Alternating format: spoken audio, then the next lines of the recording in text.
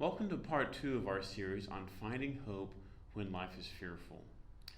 Do you remember ever being lost as a child? I do.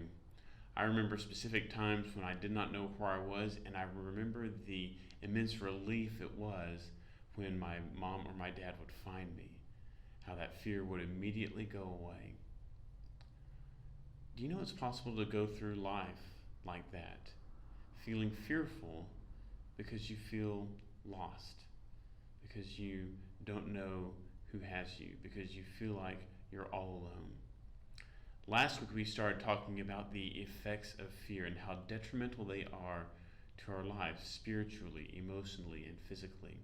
And we talked about this truth that you are not alone, that other people are there for you, that God has put in your life, and God Himself is there for you. Each week we're going to talk about a truth and a tip on how we can go through life finding hope instead of living in fear. And this week's builds off of the idea that we are not alone, and the truth is that we matter to God. If you ever feel like you're unknown to God, that He could care less about you, that maybe He's not even aware of what you're going through, you could not be more wrong. Do you know that in the very first chapter of the Bible, in Genesis chapter 1, it says that we are made in the image of God? That of everything that God created, we were the high point. We were the point.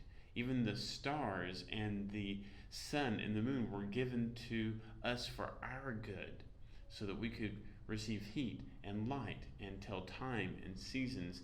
Everything is here for us. We are the high point of God's creation. We were made in His image. And then in Matthew chapter 6, Jesus talks about how important we are to God and that we don't have to live in fear as a result of this. In Matthew 6, starting in verse 25, Jesus said, "Therefore I tell you, do not worry about your life, what you will eat, or about your body, what you will wear. Is not life more than food, and the body more important than clothes? Look at the birds of the air. They do not sow or reap or store away in barns, and yet your heavenly Father feeds them. Are you not much more valuable than they? So do not worry." You matter to God. He is aware, and He loves you. In John 3:16 it says that for God so loved the world, God so loved us, that He gave His one and only Son. And it tells us in the Garden of Gethsemane that Jesus was burdened by the suffering and death He was about to go through. And He prayed to the Father, saying, if there was any other way, Father, take this cup from me. But there was no other way. And because there was no other way to save us, to save you, to save me, Jesus willingly suffered and died because He loved us. You matter to God. That is a truth that you can cling to.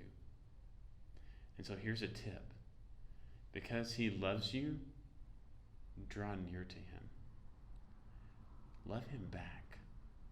Find yourself found in Him.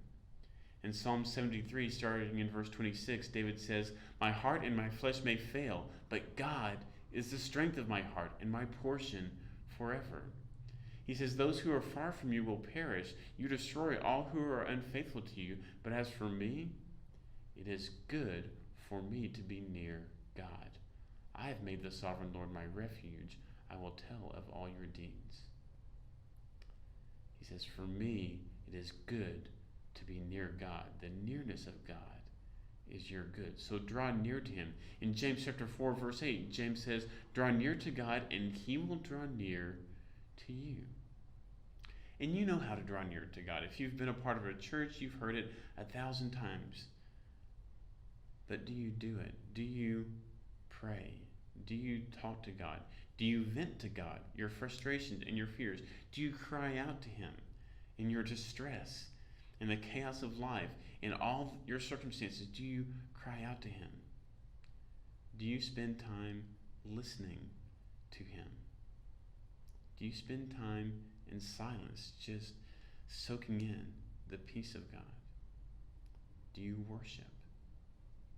See, all those things Though we give of our heart to God, it changes us. It gives us peace, it gives us confidence, and it gives us the perspective of God, which takes away fear. The nearness of God, drawing near to Him, will soothe the fear in your heart because you'll be focused on the one who is above all those things and who loves you.